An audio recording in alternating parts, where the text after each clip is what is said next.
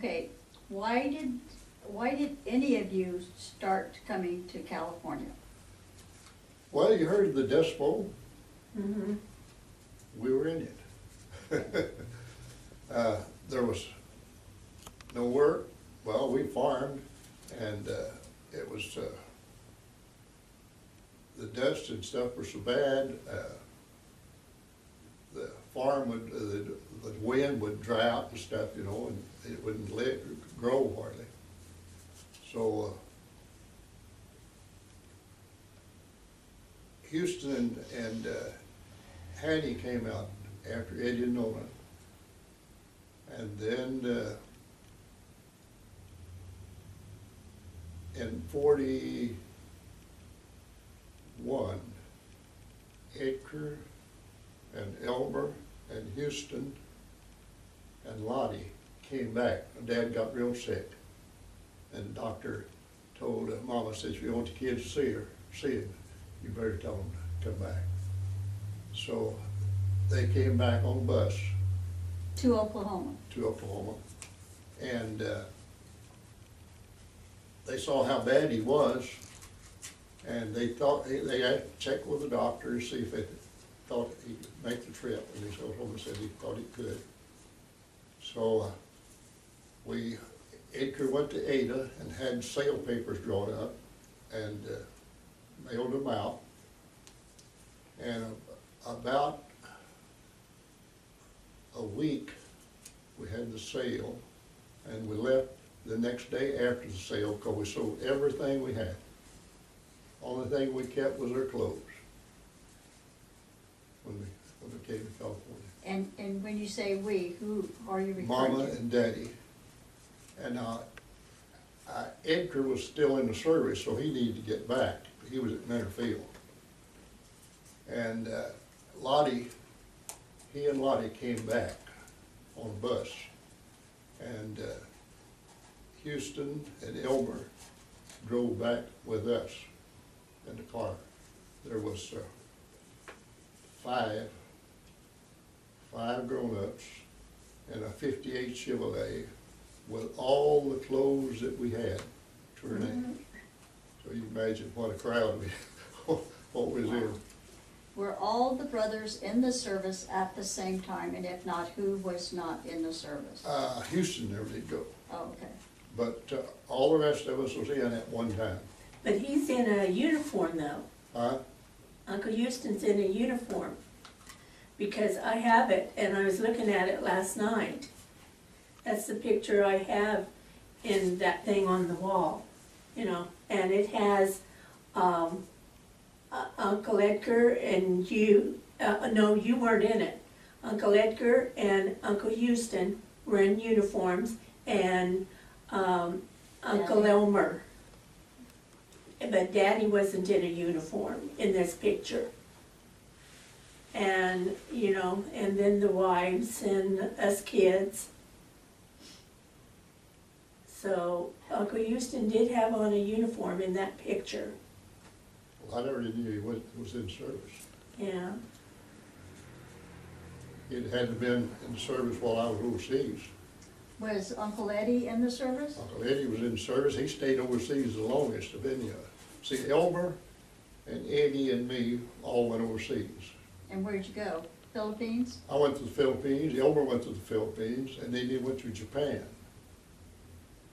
I thought that I was going to get to catch up with him in the Philippines when I found out I was going to the Philippines. And when I got there, I wrote back for his address and everything, and Mama wrote me a letter that said he had been shipped to Japan. So I just missed him by a month or so. Uncle Eddie? Yeah. Eddie was in England over in that period. Now, he was in, he was there in about 3 years, I believe, in service. Now, were you and Daddy in the same group? No, no, see, he went in about 43, 44. I didn't go in until 45.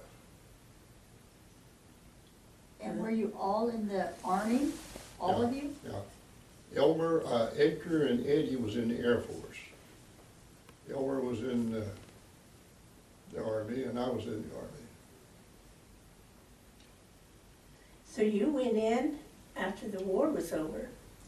I was finishing my training, we was waiting on troop train to pick us up when the morning that they announced the news that the D-Day. war, Japan had signed the treaty. Oh, my. Mhm. So they still needed to replace, you know, the veterans that was there. And so they went ahead and shipped us over. And we were supposed to have landed in Leyte when we left the United States.